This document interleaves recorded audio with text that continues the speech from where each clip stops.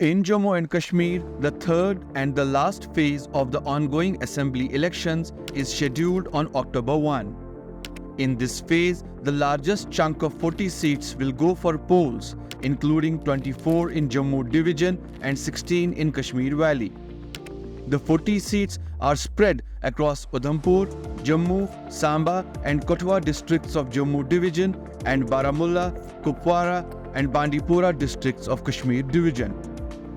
These assembly elections are being held after a gap of 10 years and are the first after reading down of Article 370 and 35A in August 2019, when the erstwhile state of J&K was also downgraded into the two union territories of J&K and Ladakh. In this phase, 7 constituencies reserved for the scheduled caste in the 90-member assembly following the delimitation exercise are going for polls as well. These constituencies fall in the Jammu division and include Mud, Bishla, Suchetgarh, Akhnur, Ramnagar, Katwa and Ramgarh. The BJP's focus is on these seats to increase their overall tally in this election.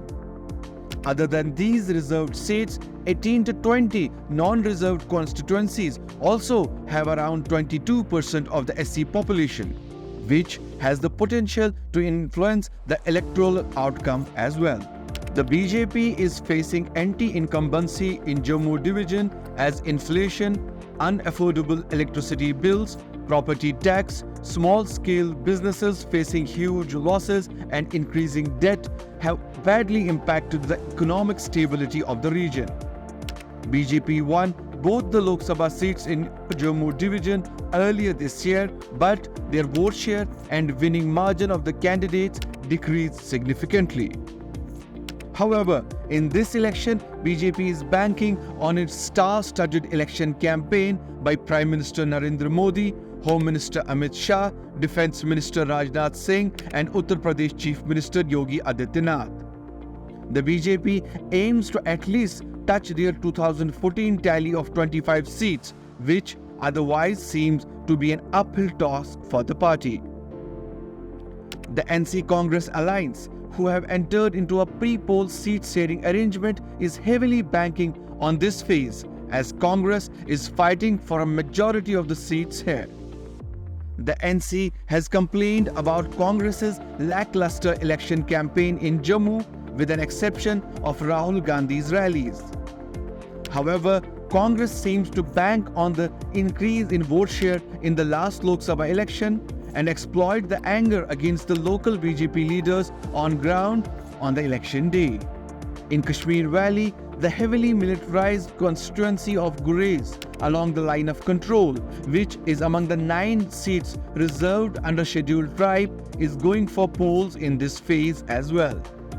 BJP, interestingly, is hopeful of getting a good vote share here, considering their performance here in the last Lok Sabha elections.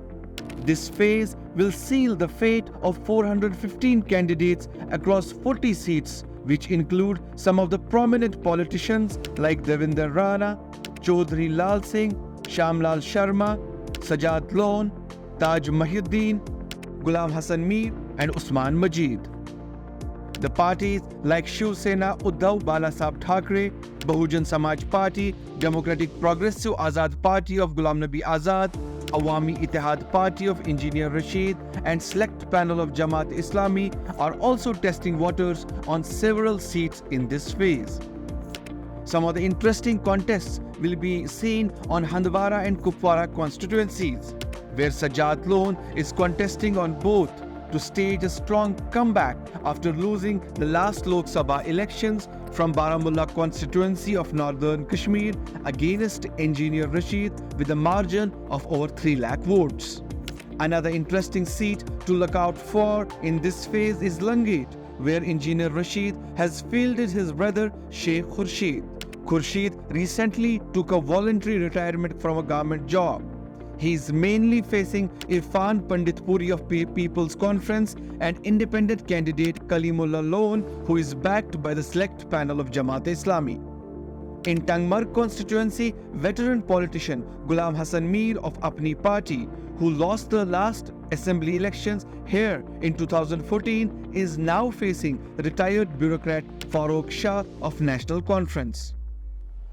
In Baramulla constituency, it is the contest of the independent candidates like Muzaffar Hussain Beg, Sajad Lone and Tawsif Rana against Javed Beg, who recently joined National Conference, Asif Akbar Lone of People's Conference and Rafiq Rathar of the PDP. In Patan constituency, Imran Ansari of People's Conference is fighting against former police officer Riaz Bedar of National Conference and Munir Khan, who is the brother of jailed Hurriyat leader Naeem Khan. Jammu Division's Arispura Jammu South seat is set for a tough fight between two-time MLA and former Minister Raman Balla of the Congress and BJP candidate Dr. Narendra Singh Rana. People's Democratic Party candidate Narendra Sharma is also aiming to influence the outcome. Caste and regional identities will shape the contest in this constituency, which was reserved for the scheduled castes from 1996 to 2014. In Nagrota constituency of Jammu Division, Devinder Rana of the BJP, who had won this seat as a National Conference candidate in 2014, is striving to retain this constituency. This is despite his ideological and party shift.